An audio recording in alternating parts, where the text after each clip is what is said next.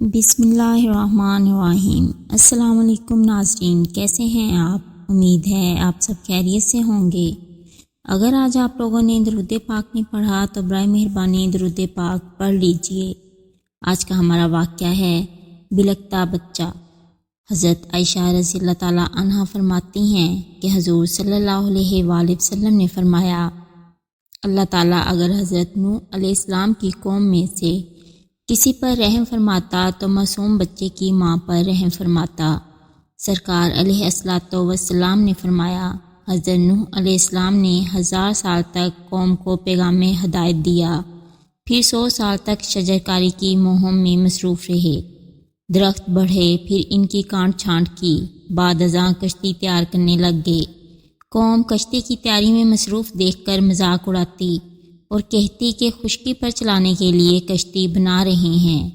حضرت نوح علیہ السلام فرماتے، ظالموں، عنقریب تمہیں پتہ چل جائے گا کہ کشتی کیسے تیرتی ہے۔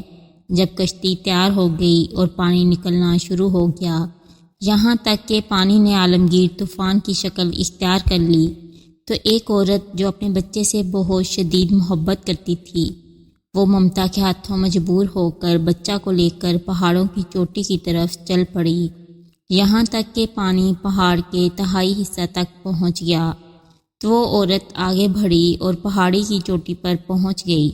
جب پانی پہاڑ کی چوٹی پر پہنچ گیا تو اب اس نے بچاؤ کے لیے بچہ کو ہاتھوں پر اٹھا کر سر سے بلند کر لیا، لیکن اللہ تعالیٰ فیصلہ فرما چکا تھا کہ روئے زمین پر ایک کافر بھی باقی نہ بچے گا، لہٰذا دونوں عذاب الہی میں غرق ہو گئے۔ حضور صلی اللہ علیہ وآلہ وسلم فرماتے ہیں، اگر اللہ تعالیٰ حضرت نوح علیہ السلام کی قوم میں سے کسی پر رحم فرماتا تو اس بچے کی ماں پر رحم فرماتا۔ مراد یہ کہ اللہ تعالیٰ نے روئے زمین پر کسی کافر کو بھی بستہ نہ چھوڑا۔ اس طرح کی اسلامی اور معلوماتی ویڈیوز دیکھنے کے لیے میرے چینل کو سبسکرائب کریں، میری ویڈیوز کو لائک اور شیئر کریں۔